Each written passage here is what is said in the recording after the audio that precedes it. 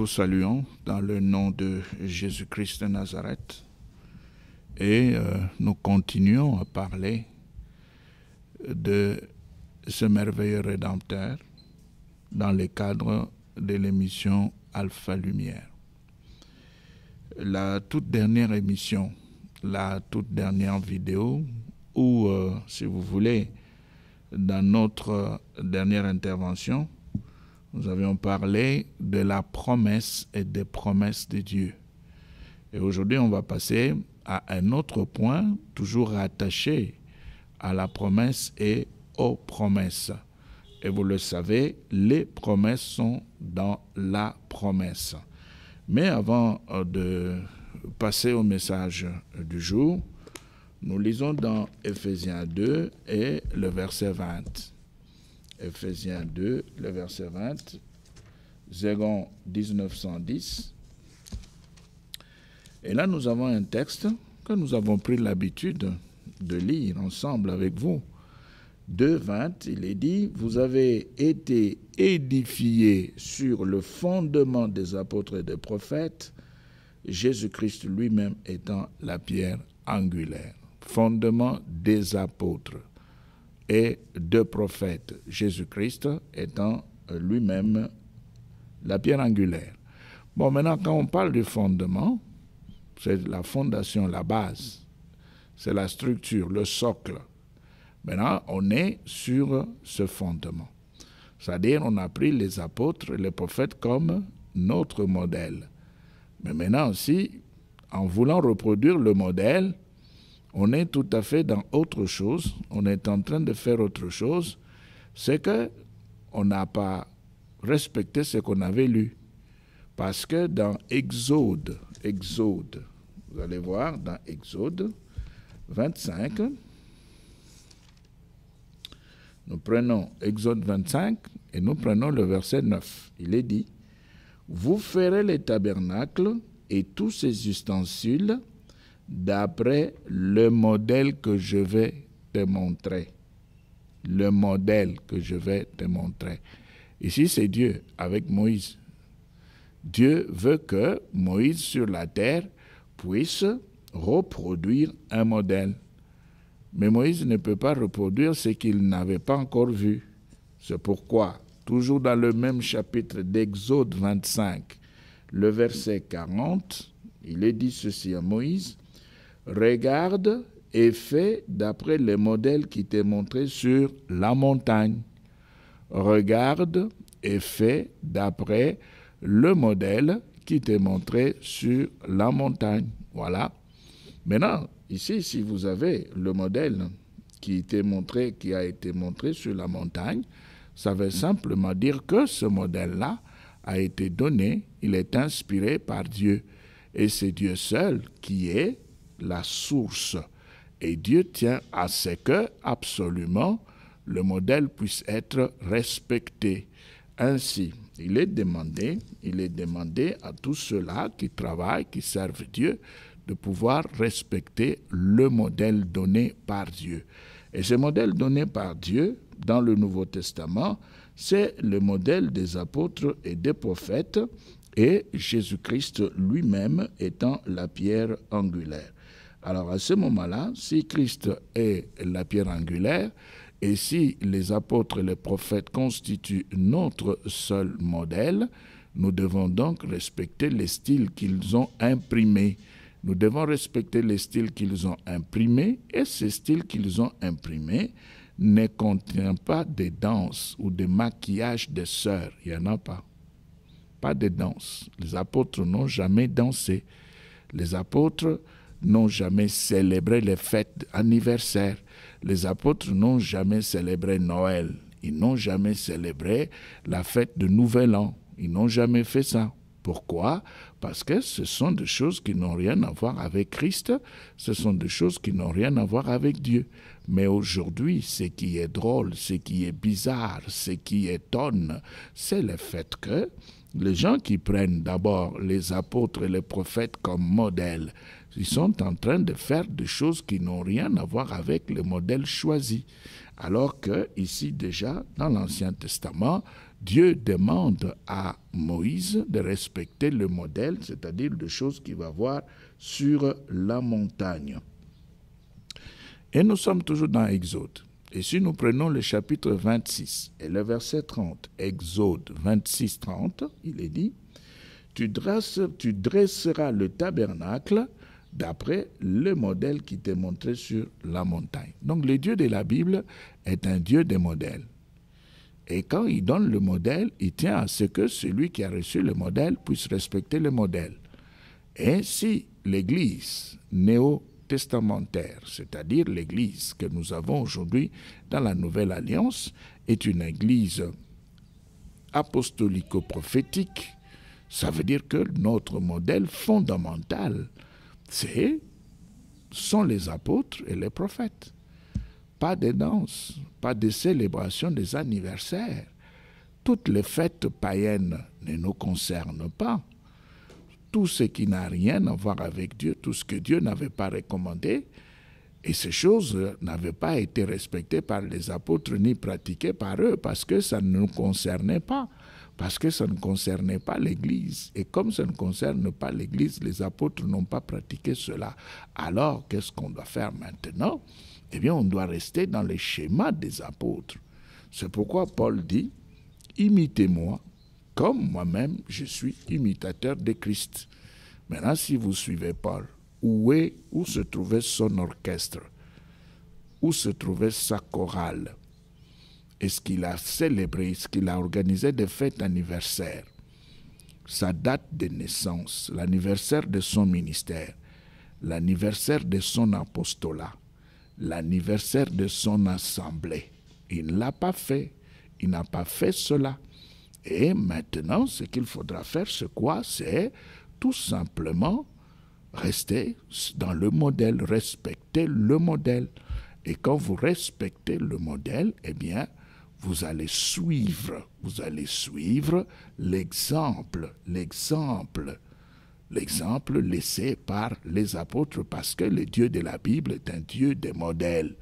Donc, nous répétons, dans l'Église de la Nouvelle Alliance, on ne danse pas, on chante pour Dieu. On n'organise pas de fêtes anniversaires. On n'organise pas de fêtes en rapport avec le Nouvel An. On n'organise pas de fêtes en rapport avec la fête de Noël. Ça n'existe pas. Et tous ceux qui font cela, ils sont dans une autre parole qui n'est pas celle de Dieu. Et c'est pourquoi on doit renoncer à certaines choses qu'on avait déjà l'habitude de faire. Il faut laisser tomber parce que on risque de se retrouver derrière Satan croyant servir Dieu. On peut utiliser des versets et commencer à détruire Dieu, mais tout en pensant dans sa tête qu'on est en train de le servir. Alors, pour aujourd'hui, on va prendre un texte dans un livre qu'on aime bien lire, mais ce livre-là, c'est un livre qui est souvent exploité à cause de certaines déclarations. Certaines déclarations, et très souvent, quand on fait ces déclarations, on les fait en fonction des versets donnés dans ce livre-là. Et quand on va se retrouver dans ces déclarations, eh bien, on verra bien pourquoi on avait choisi ces livres-là. Nous sommes dans Ruth. Voilà. Nous sommes dans Ruth. Et Ruth, nous prenons le tout premier chapitre et le verset 1, et nous descendons en principe jusqu'au verset 18. Alors, qu'est-ce qu'on nous dit? Du temps des juges, il y eut une famine dans le pays. Du temps des juges, il y avait une famine dans le pays. Une famine. Un homme de Bethléem, de Juda, partit avec sa femme et ses 2 fils pour faire un séjour dans le pays de Moab. Quelqu'un se lève avec sa femme, ses enfants, à cause de la famine, et change de pays. Verset 2. Le nom de cet homme était Elimelech, celui de sa femme Naomi. Et ses 2 fils s'appelaient Machlon et Kiljon. Ils étaient Ephrasiens de Bethléem de Juda. Arrivés au pays de Moab, ils s'y fixèrent leur demeure. Verset 3. Elimelech, mari de Naomi, mourut, et elle resta avec ses 2 fils. Voilà. Cet homme s'était déplacé parce que la famine était là. Maintenant, arrivé là où il était parti, avec sa femme et ses 2 fils, eh bien, qu'est-ce qui va se passer? Le monsieur va mourir. Et Naomi, l'épouse, va rester avec les 2 fils, c'est-à-dire avec Machlon et Kiljon. Verset 4. Ils prirent des femmes moabites, dont l'une se nommait Orpa et l'autre Ruth. Et ils habitèrent là environ 10 ans. Donc, après le décès du père, eh bien, Machlon et Kiljon vont se marier. La première femme qui sera épousée va s'appeler Orpa, la deuxième Ruth. Et ils vont rester dans la localité pendant 10 ans. 10 ans après, qu'est-ce qui va se passer? Machlon et Kiljon mourirent aussi, tous les 2. Et Naomi resta privée de ses 2 fils et de son mari. Maintenant, nous avons 3 veuves. Nous avons d'abord Naomi, qui avait perdu son mari Elimelech, Orpa et Ruth, qui viennent aussi de perdre Machlon et Kiljon, sont partis. Maintenant, il y a 3 veuves qui sont là. Maintenant, qu'est-ce qui va se passer? Naomi va se lever, verset 6. Puis elle se leva, elle et ses belles-filles, afin de quitter le pays de Moab. Les 3 hommes sont décédés, et les 3 veuves se décident maintenant de quitter le pays de Moab. Car elle a appris au pays de Moab que l'Éternel avait visité son peuple et lui avait donné du pain. Voilà, on a donné du pain, la famine était partie. Maintenant, les 3 veuves vont se décider pour dire, bon, rentrons, parce que maintenant, là-bas, on peut manger. Au verset 7, bon, on peut interpréter le verset 6 comme on veut. On a été visité, la terre a été visitée, et le pain du ciel, c'est Christ, la lumière est venue, chasser les ténèbres et tout, d'accord. Mais nous ne sommes pas là. Nous continuons. Verset 7. Elle sortit du lieu qu'elle habitait, accompagnée de ses 2 belles-filles. Elle s'est mise en route pour retourner dans le pays de Juda. 8. Naomi dit alors à ses 2 belles-filles, « Allez, retournez chacune à la maison de sa mère, que l'Éternel use de bonté envers vous, comme vous l'avez fait envers ceux qui sont morts et envers moi. » Nous sommes dans Ruth, 1er chapitre, le verset 8. C'est Naomi qui donne l'ordre et dit, « Allez, retournez chacune à la maison de sa mère, que l'Éternel use de bonté envers vous, comme vous l'avez fait envers ceux qui sont morts et envers moi. » 9. Que l'Éternel vous fasse trouver à chacune du repos dans la maison d'un mari, et elle les baisa. Elles élevèrent la voix et pleurèrent. Voilà maintenant le problème. C'est par ici que commence le message d'aujourd'hui. Elles vont se dire au revoir. Naomi voudra bien voir Orpa et Ruth s'en aller. Mais, après avoir prononcé la bénédiction de la séparation, et toutes les 3 veuves vont pleurer ensemble. Au verset 10, et elles lui dirent, « Non, nous irons avec toi vers ton peuple. » Voilà, Ruth et Orpa vont refuser de laisser Naomi. Elles vont dire, « Non, nous ne rentrons pas, mais nous irons avec toi. » Et où ça? Eh bien, c'est dit, vers ton peuple. 11. Naomi dit, « Retournez mes filles, pourquoi viendriez-vous avec moi? Ai-je encore dans mon sein des fils qui puissent devenir vos maris? Retournez mes filles, allez, je suis trop vieille pour me remarier.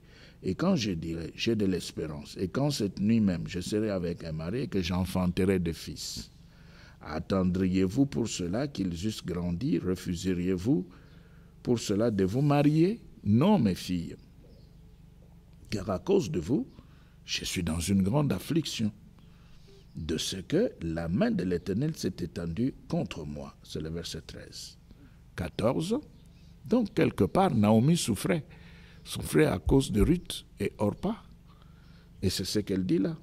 À cause de vous, je suis dans une grande affliction, de ce que la main de l'Éternel s'est étendue contre moi. 14. Et elles élevèrent la voix et pleurèrent encore. Orpa baisa sa belle-mère. Orpa se dit, « Ah, comme elle est décidée, eh bien, moi je me retire. » Mais Ruth, elle, s'attacha à elle, à Naomi. Ruth va s'attacher. Voilà la différence. Ruth va s'attacher. Et Orpa va dire au revoir à sa belle-mère. 15. Ruth 1, 15. Naomi dit à Ruth, voici ta belle-sœur est retournée vers son peuple et vers ses dieux. Retourne comme ta belle-sœur. Ruth répondit, ne me presse pas de te laisser, de retourner loin de toi. Où tu iras, j'irai. Où tu demeureras, je demeurerai. Ton peuple sera mon peuple, et ton Dieu sera mon Dieu. Où tu mourras, je mourrai, et j'y serai enterré. Que l'Éternel me traite dans toute sa rigueur, si autre chose que la mort vient à me séparer de toi. Au verset 18, écoutez. Naomi, la voyant décidée à aller avec elle, cessa ses instances. Voilà. Une histoire que nous connaissons tous parce que dans les églises, c'est une histoire qu'on utilise beaucoup pour montrer l'attachement. Mais nous partons de cette histoire aujourd'hui pour vous poser une question. À qui ou à quoi êtes-vous attaché? À qui ou à quoi êtes-vous attaché? Et vous allez voir pourquoi nous posons cette question-là. Nous posons cette question-là parce que il y a un concept biblique, un mot dans la Bible qui est très riche sur le plan spirituel. C'est le mot piété. Le mot piété, c'est un mot qui contient beaucoup de richesses spirituelles. Ce mot indique d'abord l'attachement. Avant de signifier crainte et respect, ce mot nous donne une leçon sur l'attachement. Nous devons donc nous attacher, comme Ruth s'était attachée à Naomi, comme Ruth avait refusé de laisser Naomi et rentrer. Or, pas elle s'était déterminée, elle a embrassé sa belle-mère et elle était partie. Mais Ruth, elle était attachée. Elle est restée attachée. Et Naomi a fait tout ce qu'elle pouvait faire. Ruth puisse aussi partir comme Orpa. Ruth avait refusé. Ruth est restée. L'attachement, la piété, l'attachement à Dieu, une crainte, un respect dans l'attachement, un attachement fervent, un attachement qui conduit à la dévotion, un attachement qui se transforme dans une manière de vivre qui honore Dieu. C'est ça la piété. C'est ça la piété. Mais maintenant, pourquoi est-ce que nous insistons sur la piété? Eh bien, nous allons prendre un texte dans 1 Timothée 4, vous allez voir pourquoi nous avons préféré insister sur l'attachement ou sur la piété dans sa direction d'attachement. Nous sommes toujours dans 2 1910, avant que nous puissions utiliser d'autres versions, et nous savons pourquoi, et nous vous l'avons déjà dit plusieurs fois. Si nous utilisons les autres versions, ce n'est pas pour vous terroriser. Ce n'est pas non plus pour vous faire voir que nous avons beaucoup de Bibles. Non, non. C'est simplement pour vous aider à comprendre le texte lu, exploité d'une autre façon, dans un autre style. Alors, dans 1 Timothée, au chapitre 4, eh bien, écoutez ce qui est dit, et c'est Paul qui parle. 1 Timothée 4, 7, 8, il est dit ceci. Repousse les contes profanes et absurdes. Nous sommes dans 2 1910, 1 Timothée, chapitre 4, le verset 7 et 8. Repousse les contes profanes et absurdes, verset 8. Exerce-toi à la piété. Pourquoi? Parce que, Paul dit, l'exercice corporel est utile à peu de choses, tandis que la piété est utile à tout. La piété est utile à tout. Ayant la promesse de la vie présente et de celle qui est à venir. Vous voyez pourquoi nous parlons de la piété? Parce que dans la piété se trouvent aussi deux promesses. La promesse de la vie présente et la promesse de la vie future. Maintenant, si on n'est pas pieux, si on ne pratique pas la piété, eh bien, on va rater ces deux promesses. L'homme va passer à côté de ces deux promesses. L'homme ne pourra pas palper, expérimenter ces deux promesses. Voilà pourquoi nous parlons de la piété, juste après avoir parlé de la promesse et des promesses. Parce qu'il y a aussi un secret ici. Qu'est-ce que c'est que la piété? Nous nous répétons. L'attachement à Dieu. Un attachement fervent. Un attachement qui repose sur la crainte de Dieu. Un attachement qui repose sur le respect de Dieu. Un attachement qui peut conduire l'homme à vivre d'une manière qui honore Dieu sur la terre. C'est ça, la piété. Tu vis comment? Comment vis-tu? Quelle est ta conduite? Comment est-ce que tu te comportes devant les gens? Est-ce que quand tu parles, quand on t'écoute, est-ce qu'on voit Dieu? Est-ce qu'on entend Dieu? Est-ce qu'on peut rechercher Dieu par ta façon de vivre, par ton style quand on te regarde? Est-ce que ta vie prêche? Est-ce que ta vie annonce Jésus-Christ dans toutes tes relations, partout où tu peux te retrouver? Est-ce que ta vie est en train de prêcher Christ? Quand tu parles, est-ce que c'est Christ? Quand tu agis, est-ce que c'est Christ?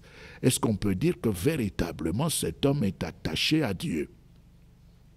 À cause de la manifestation de la crainte, à cause de la manifestation du respect, un style de vie qui honore Dieu. Un style de vie qui honore Dieu. 1 Timothée, toujours 1 Timothée, nous prenons le chapitre 3 et nous lisons le verset 16. Et nous pouvons même commencer par le verset 14. Je t'écris ces choses avec l'espérance d'aller bientôt vers toi, mais afin que tu saches, si je tarde, comment il faut se conduire dans la maison de Dieu, qui est l'église du Dieu vivant, la colonne et l'appui de la vérité. 16. Et sans contredit, le mystère de la piété est grand. Vous voyez, on vous dit mystère de la piété. Pourquoi on dit mystère de la piété? Le mystère de la piété est grand, c'est lui qui a été manifesté en chair, justifié par l'Esprit, vu des anges, prêché aux gentils, cru dans le monde, élevé dans la gloire. Le mystère de la piété, c'est Jésus-Christ, qui est venu nous apprendre sur la terre comment rester attaché à Dieu, comment mener une vie qui repose sur la crainte de Dieu. C'est Jésus qui est venu nous donner ce modèle-là. Maintenant, on nous dit que dans la piété, il y a deux promesses. La promesse pour cette vie, la vie présente, le siècle présent, et une autre promesse pour la vie future. Alors maintenant, il faudra vivre dans ce monde dans la piété. Alors maintenant, nous pouvons entrer maintenant dans français courant. Et si nous entrons dans français courant, nous allons prendre toujours un Timothée 4, 7, 8. Et ici, on va maintenant nous aider davantage à comprendre 1 Timothée 4, 7, 8. On nous dit quoi? 4, 7, 8, on dit ceci. Mais rejette les légendes stupides et contraires à la foi. Exerce-toi à vivre dans l'attachement à Dieu. Vous voyez pourquoi nous disons que la piété, c'est l'attachement à Dieu. C'est donné dans français courant, clairement donné. 1 Timothée 4, le verset 7 et 8 dans français courant. Il est dit, « Mais rejette les légendes stupides et contraires à la foi, exerce-toi à vivre dans l'attachement à Dieu. Les exercices physiques sont utiles, mais à peu de choses. L'attachement à Dieu, au contraire, est utile à tout, car il nous assure la vie présente et nous promet la vie future. » Voilà. L'attachement à Dieu. Bon, maintenant, à quoi êtes-vous attaché?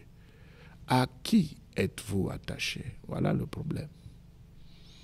Parce qu'aujourd'hui, les gens vont dans les églises, pas pour le Christ, mais on va dans les églises aujourd'hui pour des choses qu'on est en train de chercher. Parce qu'on est attaché au matériel. Voilà pourquoi on va dans les églises. Parce qu'on aimerait bien danser. Voilà pourquoi on va dans les églises. Parce qu'on aimerait bien devenir chantre dans un orchestre. Voilà pourquoi on va dans les églises. Parce qu'on aimerait bien voyager, se marier, avoir l'argent, être à l'aise, avoir la protection, être en sécurité. Toutes ces choses ne sont pas mauvaises. Mais par rapport à la piété, on est en train de rater quelque chose. Parce que pour Dieu, nous devons rester attachés à lui seul, à lui seul. Maintenant, pourquoi est-ce que Christ est appelé mystère, le grand mystère de la piété? 1 Timothée 3, 16, nous sommes là dans Français courant. Écoutez ce qui est dit. 16. Oui, incontestablement, il est grand. Incontestablement, il est grand. Le secret dévoilé dans notre foi, le Christ, vous voyez, apparu comme un être humain, a été révélé juste par l'Esprit Saint et contemplé par les anges, annoncé parmi les nations, cru par beaucoup dans le monde, il a été élevé à la gloire céleste. Mystère de la piété. Alors, ce mystère est mieux expliqué encore dans Hébreux. Hébreux, le chapitre 5. Nous prenons Hébreux, le chapitre 5, le verset 7. Vous allez entendre comment on vous explique 5, 7. Voilà, Hébreux 5, 7. On explique les mystères, le grand mystère présenté par Zégon dans 1 Timothée 3, 16. Zégon dit, les mystères de la piété est grand. Vous voyez? Maintenant, écoutez, Hébreux 5, 7, écoutez ce qui est dit. Durant sa vie terrestre, Jésus adressa des prières et des supplications, accompagnées de grands cris et des larmes, à Dieu qui pouvait le sauver de la mort. Et Dieu l'exauça à cause de sa soumission. Vous voyez? Dieu l'exauça à cause de sa soumission. C'est ça l'attachement. Comme il était trop attaché à son Père, il ne pouvait pas faire autre chose. Il ne devait que vivre dans la soumission sur la terre. Et c'est tout ce qu'il a fait. Il s'est soumis. Il est descendu. Il s'est manifesté. Il a manifesté la crainte. Il a manifesté le respect. Il a montré vraiment qu'il aimait son Père. Et en descendant de cette manière-là, il était donc pieux. Il était donc un homme pieux. Et comme il était un homme pieux, maintenant, le contenu de la piété ne pouvait pas être en manifestation. Et c'est pourquoi son père l'avait beaucoup aimé. Et son père s'est manifesté dans tout ce qu'il entreprenait. Et son père a exaucé toutes ses prières dans la vie présente pour nous, c'est-à-dire, nous sommes encore en vie sur la terre, sous le soleil, au milieu des hommes. Dieu fera voir qu'il est avec nous, comme il l'a fait. Il l'avait fait pour Jésus. Et quand nous serons de l'autre côté, nous serons donc rassurés d'être avec lui. Alors, maintenant, le grand problème que nous avons aujourd'hui, c'est le fait que on n'est pas attaché à Dieu. On est attaché au bien matériel. On est attaché à ce qu'on recherche sur la terre. On est attaché au bien passager. On est attaché au bien visible, ce qu'on voit avec les yeux de la chair. L'argent, c'est ce qui nous intéresse, avoir l'argent. Et dès qu'on a l'argent, on croit être béni. Dès qu'on a le matériel, on croit être béni. On a des maisons, on a des véhicules, on a l'argent, on peut bien se promener, on peut bien voyager, on peut bien se reposer. Même quand on n'a pas travaillé, on veut toujours se reposer. On va le faire. Pourquoi? Parce que, c'est ce qu'on cherchait en Dieu. Avoir un passeport, changer de nationalité, quitter son propre pays, parce que c'est un pays misérable. Non. On est attaché à autre chose. Le contenu de la piété ne viendra pas. C'est pourquoi nous disons ceci. Il faut rechercher d'abord la promesse. Comment avoir la promesse? Eh bien, pour avoir la promesse, il faut se repentir et prendre la décision d'abandonner le péché. Vous passez par une bonne repentance et vous décidez d'abandonner le péché. Point 1, repentance.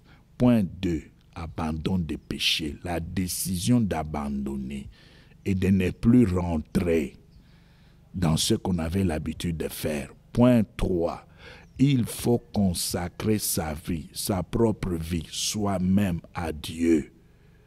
Tu te répands, point 1. Point 2, tu décides de laisser le péché. Toi, tu décides de laisser le péché et Dieu viendra t'aider. Point 3, toi, dans ta prière, tu donnes ta vie à Christ, tu te consacres à Christ.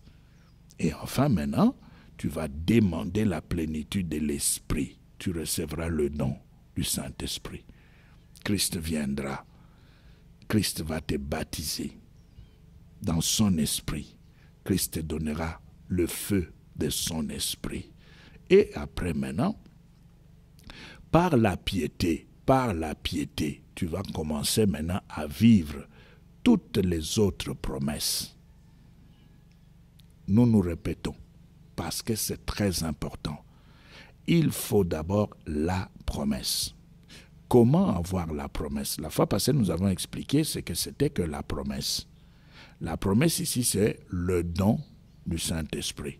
Le Saint-Esprit considéré comme étant un don. Maintenant, quand vous voulez avoir ces dons, la promesse, selon Acte 2, 39, pour avoir la promesse, il faut 1. Se repentir. 2. Prendre la décision d'abandonner le péché. Toi, tu décides dans ton cœur de laisser le péché. 3 maintenant, toi, tu consacres ta vie toi-même. Tu donnes ta vie comme un don à Dieu. Ta vie comme un don à Dieu. Et enfin maintenant, 4, qu'est-ce que tu fais maintenant? Tu pries, tu demandes à Dieu la plénitude de son esprit. Dieu va le faire. Parce que tu t'es repenti, premièrement. Deuxièmement, tu t'es décidé de laisser tomber le péché. Troisièmement, tu lui as donné ta vie comme un don. Maintenant, à la fin, quatrièmement, Dieu vient maintenant remplir cette vie avec son esprit. Et là, tu obtiens maintenant la promesse. Et quand la promesse arrive, ce qui s'était passé dans la maison de Corneille peut se reproduire. Pourquoi nous disons peut? Peut se reproduire parce que ça ne dépend pas de l'homme, ça dépend de Dieu. C'est qu'est-ce qui s'était passé dans la maison de Corneille. Quand Pierre était en train de prêcher dans la maison de Corneille, il était lui en train de parler. Ce n'était pas Pierre qui avait dit « Saint-Esprit, maintenant tu peux descendre pour que ces gens puissent être baptisés et qu'ils puissent aussi commencer à parler et à prier en d'autres langues. » Non. Pierre, lui, était en train simplement de parler de Dieu. Et comme ce qu'il disait, c'était la parole pure de Dieu, le Saint-Esprit était descendu. Et quand le Saint-Esprit était descendu, et comme on ne pouvait pas le voir sur le plan physique et matériel, on a vu seulement que les gens qui étaient là, qui suivaient Pierre, ces gens-là avaient commencé à prier en d'autres langues. Lisons cela dans Actes des Apôtres, chapitre 10. Actes des Apôtres, chapitre 10. Voilà, nous sommes là, dans Actes des Apôtres, chapitre 10, et nous pouvons commencer à partir du verset 44. Qu'est-ce qui est dit? Comme Pierre prononçait encore ce mot, Actes des Apôtres 10, 44. Comme Pierre prononçait encore ce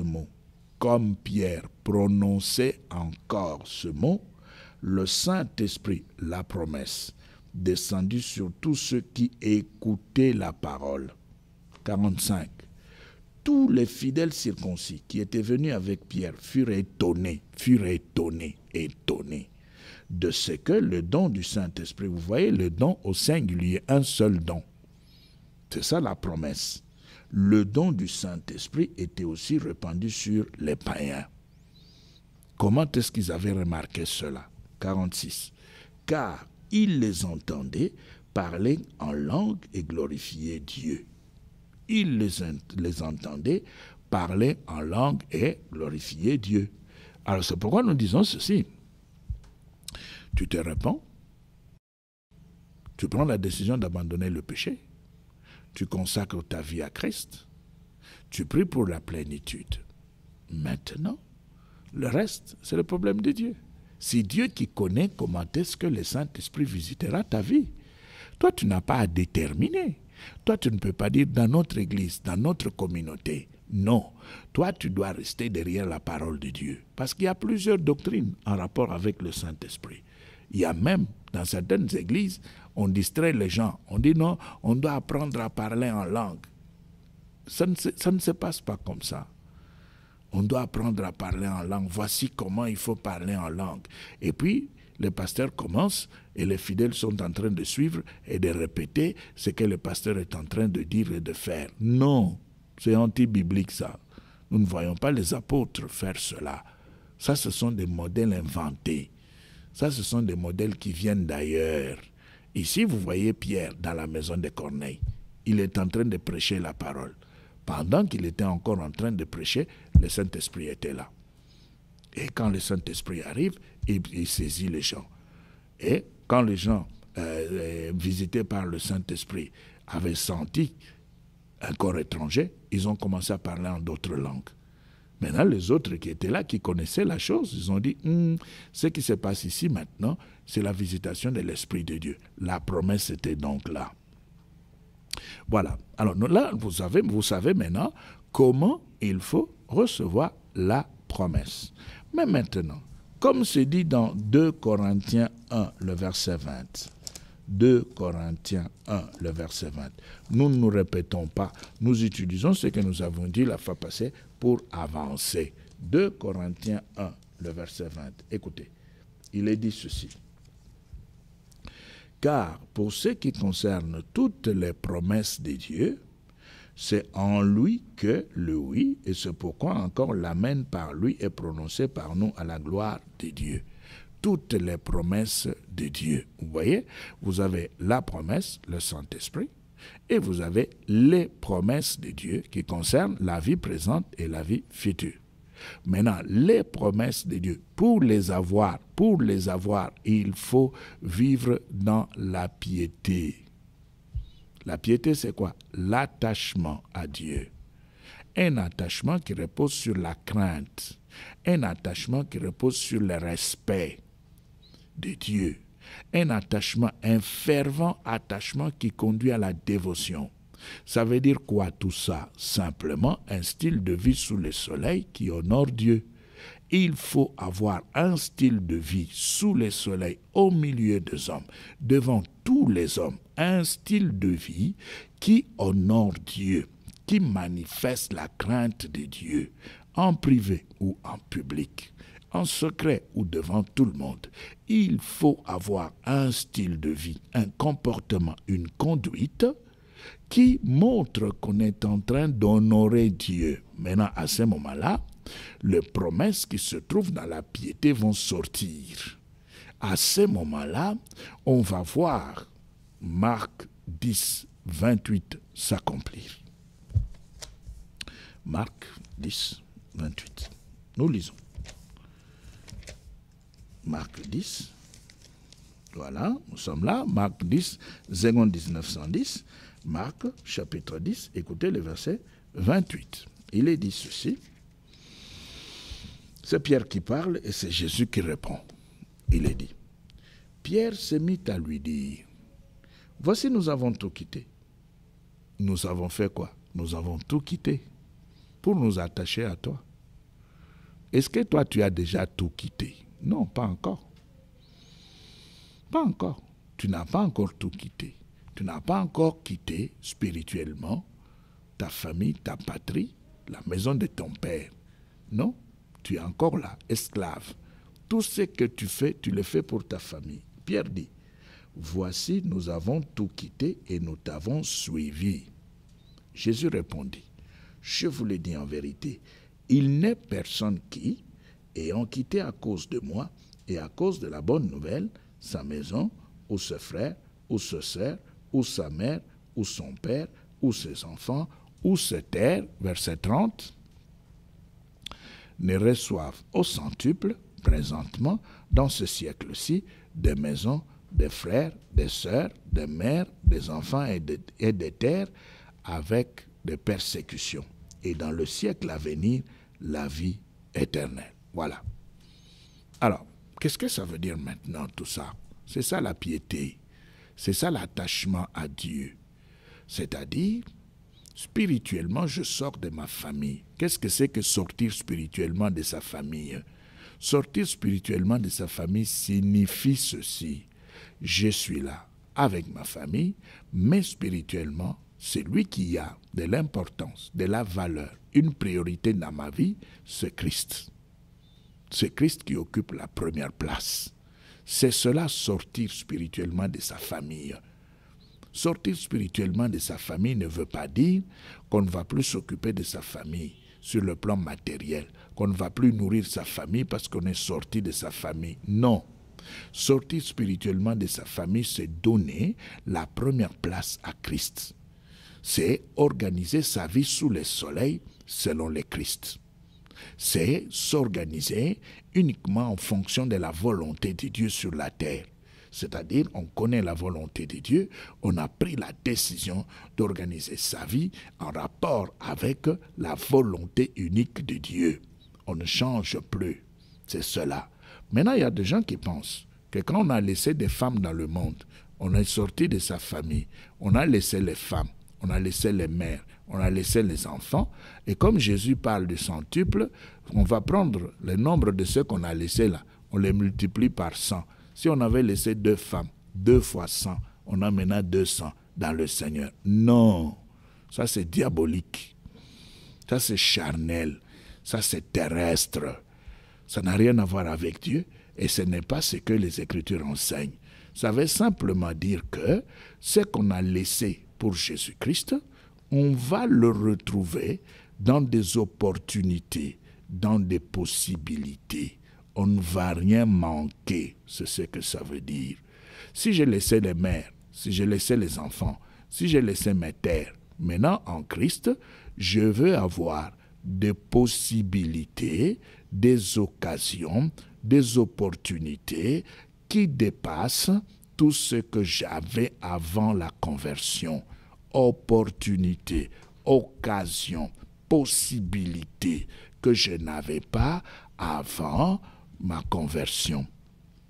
Maintenant, quand on dit mère, enfant, terre, etc., ça veut dire que j'ai des familles partout où je peux me retrouver dans les communautés chrétiennes, dans les églises. Je serai accueilli dans des maisons, logé, nourri, entretenu. J'ai des frères partout. Tous les chrétiens dans les églises, ce sont mes frères. Toutes les sœurs dans les églises, ce sont mes sœurs. Je vais me retrouver partout. J'ai des milliers de frères. J'ai des milliers de sœurs partout. Vous voyez, c'est ce que Jésus veut dire. Ça ne veut pas dire que tu avais une femme, tu abandonnes la seule femme et tu entres en Christ après la conversion, tu en obtiens maintenant 100. Parce qu'il a parlé du centuple, ça c'est diabolique. Ça c'est de la sorcellerie, ce n'est pas la parole de Dieu. La parole de Dieu veut simplement dire que les services qu'on avait avant la conversion, ce service sera récupéré et multiplié et augmenté sans fin en Christ. Parce que ce que Christ fait, ce que Christ donne est éternel. Ce qu'il fait, ce qu'il donne est éternel. C'est sans limite. Aussi longtemps qu'on sera intègre dans la foi, eh bien, on va marcher et on va continuer à bénéficier de cette grâce en Christ. Alors, non, pour terminer, nous voulons bien nous résumer en disant ceci. Nous avons montré le chemin à suivre pour avoir la promesse. La promesse, c'est le don du Saint-Esprit. Le Saint-Esprit considéré comme étant le don. Il faut la repentance, ensuite la décision d'abandonner le mal ou le péché, troisièmement, la décision de se consacrer à Dieu soi-même, et puis quatrièmement, la demande de l'Esprit de Dieu. Maintenant, pour toutes les autres promesses, il faut la piété. Et la piété, c'est quoi? C'est notre attachement à Dieu. Un attachement fervent à Dieu qui repose sur la crainte, qui repose sur le respect. Le respect. C'est pourquoi vous verrez dans la Bible, on vous parle même d'une piété filiale. La piété filiale veut dire, je suis attaché à Dieu, mais je peux m'occuper de mes parents. Parce que celui qui ne s'occupe pas de sien à renier la foi, il est pire qu'un infidèle. C'est ce que ça veut dire. C'est ça la piété filiale. j'ai des responsabilités dans ma famille, je vais m'occuper de ma famille, je vais m'occuper de mes parents. Je vais m'occuper de mes parents, je vais les nourrir, je vais les entretenir, mais la première place dans ma vie est occupée par Jésus-Christ. Voilà ce que c'est que la piété filiale. Ce n'est pas ce que nous voyons aujourd'hui. Les enfants qui ignorent les parents qui ignorent les enfants et les parents, tous dans les églises avec des Bibles. Vous êtes des menteurs. Vous êtes des menteurs. Les enfants qui ignorent les parents, qui ne s'occupent pas des parents, ça c'est quelle piété. Les parents qui ne s'occupent pas des enfants, ça c'est quelle piété. Et les parents et les enfants dans des orchestres en train de danser et voulant célébrer Dieu. Ça c'est quel Dieu que vous célébrez. Vous détruisez sa parole, dans l'entretemps vous voulez le célébrer. Vous ne voyez pas que vous êtes en train de mentir? Revenez à la parole pure de Dieu. Que Dieu vous bénisse.